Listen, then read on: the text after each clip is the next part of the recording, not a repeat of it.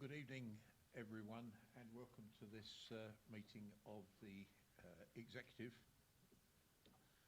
on today, the 10th of February 2022. First of all, any apologies for absence, and there are none. We are all here. Non-members attending, I can't see anyone sitting in the stalls tonight, so no one there. To then take the agenda item 3, minutes of the meeting held on the 11th of January. Are the minutes agreed, members? Agreed. Thank you. Those are agreed. To move to item 4, are there any declarations of interest? Councillor FD. Thank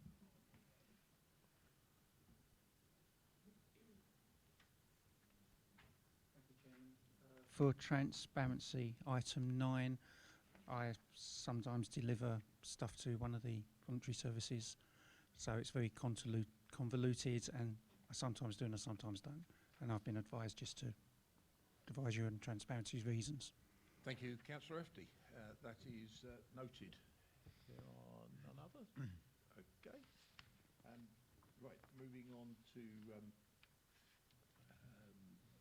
questions on notice from councillors. There are none. Which takes us nicely on to item 7, which is the quarter 3 2021-22. Oh, I beg your pardon. I'm getting way ahead of myself. Item 6, matters referred to the executive and reports from other committees, and there are none. Can I go on to item 7 now, Councillor Rowe? Right, that is the quarter 3 2021-22 financial management report, and to introduce that report we'll turn to the portfolio holder, Councillor Simon Smith, probably ably assisted by Naomi Lucas. Thank you, Councillor Smith. Thank you, Chairman. As always, the size of the report that you see in front of you and the detail in it gives a good indication of the complexity of the council finances, and as always, it is Naomi and her team that have put this report together. I'm afraid, as always, some of the money issues may sound a bit dry, but I do have a report which I'll make a start on. So the purpose of the report is to set out the forecast revenue and capital position at quarter 3. The latest revenue position is £11,732,000. Changes to the original budget are due to drawdowns from reserves, which are detailed in Appendix 1. The forecast outrun at quarter 1 is £11,150,000, which gives a projected underspend of £582,000 after applying the Council's COVID-19 general grant allocation and income compensation funding, or just under 5% of the revised budget. However, without one-off COVID-19 funding, the underspend would reduce to £173,000, which equates to 1.5% of the revised budget. The variances across individual portfolio budgets are set out in more detail in the body of the report and at Appendix 2, but are mainly caused by higher than forecast vacancy rates across the council, leading to underspends against salary budgets. The council continues to feel the impact of COVID-19 on its budgets, particularly on car parking income, which is currently forecast to be £369,000 under budget. That's income. The council is required to report regularly to government on its expected financial pressures relating to the pandemic. The 21-22 position will continue to be closely monitored for the remainder of the year, and this has informed the budget setting process for the coming 22-23 year and onwards. The original capital programme for 21-22 was £3.6 million. As part of the close down of the 2021 financial year, £0.5 million of carry forwards were agreed creating a revised budget of 4.1 million. The forecasted outrun on the Council's capital programme as at Q2 is 1.282 million. The major item of slippage against the revised 21-22 budget is the Asset Development Programme, which accounts for nearly £2 million of the capital budget this year, and this is pending agreement of the first stop-go decision point. The table at Appendix 3 summarises the projected capital position by service area.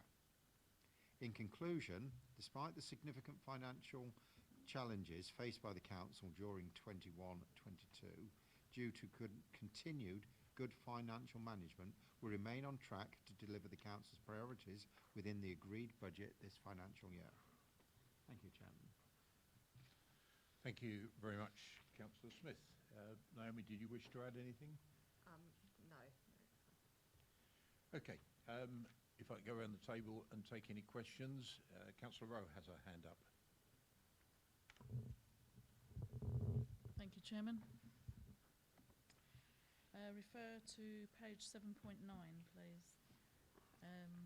Question for Naomi. We have an election reserve of £15,000, and obviously we've got the unnecessary cost of the by-elections that have been called, and not by the Conservatives, I hasten to add, where we're going to have to run 9 polling stations that all have to be manned, and of course the count in the evening. Can you give me the anticipated cost for that, please? Is it all right to take that? Thanks. Yeah, so sorry, just to clarify, the £15,000 is not the totality of the election smoothing reserve. That's the amount that has already been drawn down this financial year in relation to the previous year's election. But yeah, I can obviously provide a figure after the coming election as to how much that's cost in total once that's occurred. Can I just add to that answer? You are quite right, Councillor Rowe. If the election had not been called, it would be an additional cost not incurred within this year, but next. Thank you. Thank you, Councillor Smith. Are there any other questions? No, I would just like to raise a couple of points, please. I turn first of all to 7.19 and acknowledge the point that was made a little earlier. There is absolutely no intention to save money as a result of vacancies, and in fact I would go quite the other way, and it is this administration's intention to fill vacancies as quickly as is feasible. We recognise the stretch in the officer team, and whilst we acknowledge the fact that when someone resigns there is a period of time from sometime them leaving to the new person being recruited, we want that to be absolutely minimal, because we've seen enough stretch in officers, and it's this administration's clear and determined effort to make sure that we don't in any way capitalise on saving costs through that means. The other point that I would like clarification, please, on is on 7.25, and I notice in terms of car parking revenue, very, very interesting table this, but I notice in relation to Webster's Way, there's a negative 86,502, and I just wonder whether you'd be kind enough just to help me understand that very huge negative in relation to Webster's Way. Yeah, thank you, Councillor Whitton. Yeah, I concur that it looks strange in its presentation. The reason is an accounting adjustment relating to the COVID-19 sales fees and charges income compensation scheme, whereby the government's provided some additional grant income in the first quarter, but it wasn't actually received in that quarter. So what that's done is distorted the figures in Q1 and Q3. It just, yeah, as I say, through an accounting adjustment. So I appreciate that doesn't give a particularly clear view then of the income relating to Webster's Way, and what I will do for the next quarter's report is make sure that that's sort of grant income is adjusted out, so it gives a clearer representation of the figures. So there is a reason for that, but I appreciate it's not particularly clear the way that's shown at the moment. Thanks.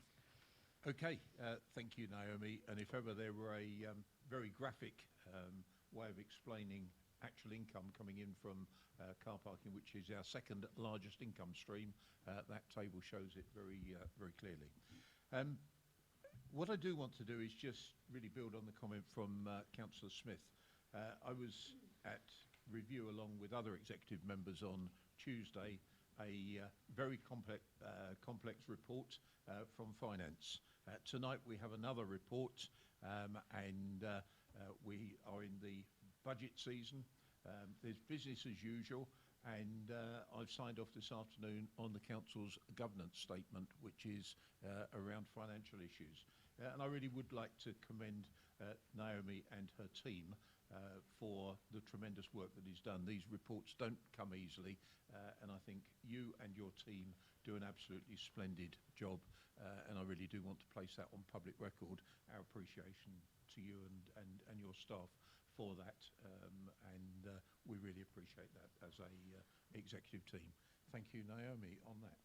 Now, if I turn to the decision being recommended at 1.1, and that is to note the Q3 2021-22 revenue budget and capital position set out in sections 3 and 4 below and detailed in appendices 1 to 5. Members, is that noted? Noted.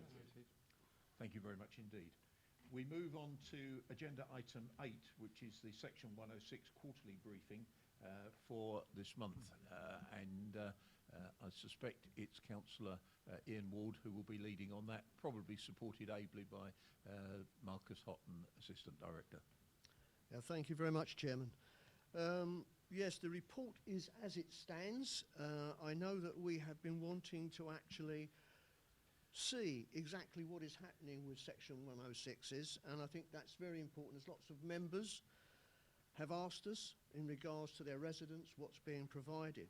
I think it's very important to note that on 3.3, the NHS or local CCG for expenditure, and a conversation I had earlier with Marcus, they are now, I think this is the South Essex group, is this not?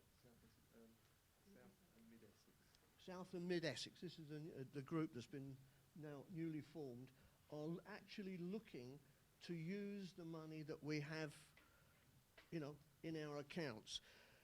We're currently holding, on behalf of the NHS, 685,715.48 of money, and we need that to be spent on various things within our own unspent account that we are in charge of. We have 494,000, well, I would say 495 approximately. It's over that amount, and that is being held. Also, we have 250,000, which is going to be spent for a games arena, skate park in relation to development of homes in Holbridge. I think the report speaks for itself as what it is, but I would just like to make a note just going forward. We must ensure that all large developments that come forward, officers, when considering the Section 106 conditions, should actively consult with local members to discuss what amenities and infrastructure will be most appropriate for both local and new residents and their respective needs, and ensure it can be delivered on the back of any successful application. I think this is something that the administration has really been pushing for, to ensure that not only the new residents get what they want from Section 106, but existing residents, because of the need, because of the, I guess there are so many needs in regards to the local population that we need to take all those into consideration. But I do commend the report, and I believe that, Marcus, if there are any in-depth questions on any item within here, Marcus or myself will be able to answer it. Thank you, Councillor Ward. And Councillor Smith is signalling with a question. I'd like to ask a question not about what's in the report, but what's not in the report. Because the extent of Section 106 money is not what's in the report. There are obviously contributions for schools that go to Essex County Council and highways ones. And to the layperson looking at this report, they may think that that is an omission. Now, it's not our money, and it's not held by us, but I wonder if in future there isn't some opportunity or some format in which you could further show the totality of Section 106 money that's around. I don't know how you do it, and I certainly wouldn't want to create an amount of additional work, but I think it would be useful information both for members and the wider public. Councillor Ward? I'm just going to initially take that and I'm going to pass it across to Marcus. We've been looking at where that money goes for education. There are lots of issues in regards to that and how it is used and when it's going to be used. We're constantly chasing Essex, who are the main authority as far as that is concerned. We sometimes get an answer and sometimes we don't. If I pass this across to Marcus, who will probably be more specific on what is actually happening. Well, I suspect what you've asked for is possible moving forward rather than looking back. So, you know, I mean, retrospectively, if you said, "Oh, it's how many years you wish to go back on where the contributions have gone," but certainly I would have anticipated it'd be fairly easiest for us to make a note of those contributions coming in and going back out to Essex in a ledger moving forward, and so they could be certainly put into another sort of appendage of this report. Thank you. Thank you very much. Any more questions? Councillor Efty. Thank you, Chairman. Just two things, really. One, it's not really to do with us, but it's how difficult it is to spend 106 money, especially NHS. I know of a parish councillor who's bent my ear about a local surgery and they want some money, but they've got to stump up a third. And it seems to be very difficult if they can't find that money to actually get any others. And I know they've actually had planning permission granted, and it is very difficult then for them to actually do that. Is there any way, maybe talking to how this is done, especially the NHS? I don't really know. Well, as far as I understand, if they are surgeries, private surgeries, which they are, they are a private business. And in most cases, from what I understand and what I have been told by those businesses, is they have to put up at least 50% to get the other remaining amount. So those people, the clinicians who are there, the partners, they actually have to put their hand in their pockets to get 50% of the required amount, and then the money comes forward. That is what I've been told, with two specific surgeries in regards to that, as they are private. Okay, thank you. And just one other question. We've got Star Lane Brickworks, where there's like money for a mugger, and I know the last few years we've been trying to spend that money, and again it's very difficult. And I think we're 6 years into this, we've got to give it back in another, do maths, 9 years. So I think is any way we can spend this money, or else I don't want to give it back to the developer. No. I think, again, I'm going to pass it over to Marcus, because Marcus has actually been having a conversation in regards to this particular item. Thank you. So, I mean, it is scheduled to be have some works done there. If you remember, we've also got the Play Space Improvement Programme, where this authority puts aside capital for work. So there is a scheme to invest about 100,000 in a mugger for Great Wakering, and so the contribution is going to be used as part of that monies. So the delay has really just been due to COVID, frankly. So there's been a general delay in the Play Space programme, but we do anticipate it rolling out in the next couple of years. So yes, it will be done. That's excellent. Thank you, Marcus. Any more questions, members? Okay. Certainly, I really welcome this report, and it was me that actually asked a year or so ago for us to understand what Section 106 monies were there and to have some sort of report. So thank you, Marcus, and the team again for putting that together. I certainly bring out Councillor Ward's point. There is a significant amount of money which actually is waiting to be invested in Rochford, over £1 million. And we need to get on and spend it. I realise it's scheduled for spend, but there can't be complacency, because this is what 106 money is all about.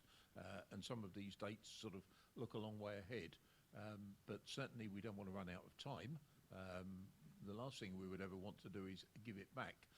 But I do fear there's further work that needs to be done just to make sure that the appropriate authorities, and I'm especially talking about the NHS here, are aware that this money and get on and spend it and improve. You know, we talk about patient waiting lists, we talk about facilities for the NHS, and there should be a joined up approach to get that authority to work with us.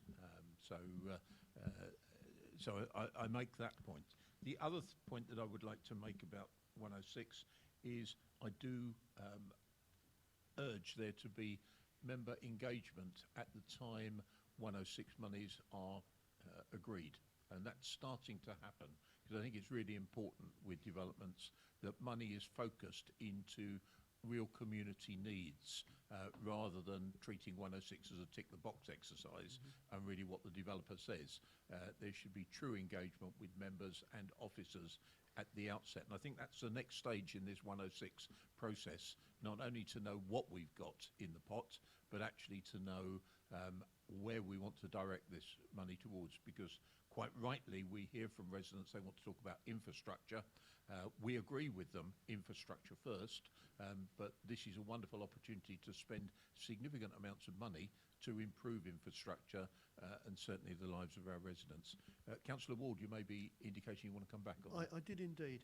I think with the new group, NHS group that we've been talking to, there is a great deal of positivity and understanding of the money that is held on their behalf by Rochford, and they are very, very anxious to try and draw down on that money to use it locally, and that's an ongoing positive conversation. So that is a good step forward that we have.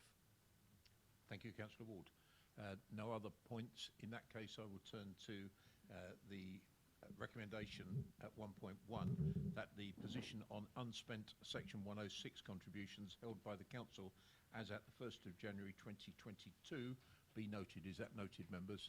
Noted. Thank you. We move on to item 9 on the agenda, and that is the process for awarding voluntary sector grants for the forthcoming year. And I turn to the portfolio holder for community, Arthur Williams, Councillor Arthur Williams, to introduce the report, please.